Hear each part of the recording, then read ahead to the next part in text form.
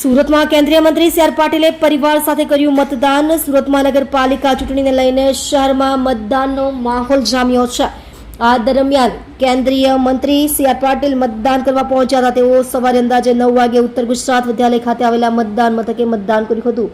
C R પાટીલે પરિવાર સાથે કર્યું મતદાન। મળતી માહિતી મુજબ સી આર પાટીલ સુરતના વોર્ડ નંબર 20 વિસ્તારમાં પોતાના પરિવારની સાથે મતદાન કરવા પહોંચ્યા હતા।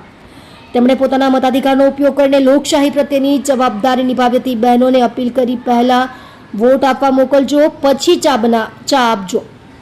આ પ્રસંગે સી આર પાટીલે જનતાને પણ વધુમાં વધુ સંખ્યામાં મતદાન કરવા માટે અપીલ કરી હતી, જેથી લોકશાહી વધુ મજબૂત બને। પાટીલે મીડિયા સાથે વાતચીત કરતા કહ્યું કે મતદાન કર્યા પછી એવી પરંપરા છે કે લોકો ચા અને ખમણની મજા માણે છે, ત્યારે પહેલા વોટ આપી આવજો, તે બાદ આ મજા માણજો।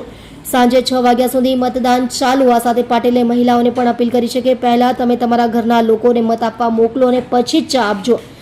તેમણે મહિલાઓની પ્રશંસા કરતા કહ્યું કે મતદાનમાં બહેનો મોટો ભાગ ભજવી રહી છે। આ સાથે યુવાઓને પણ મતાધિકારનો ઉપયોગ કરવા કહ્યું છે। શહેરમાં સવારથી જ મતદારોમાં ઉત્સાહ જોવા મળી રહ્યો છે અને વિવિધ મતદાન મથકો પર લોકોની અવરજવર ચાલુ છે। ત્યારે આજે વહેલી સવારથી શરૂ થયેલું મતદાન સાંજે 6 વાગ્યા સુધી ચાલશે।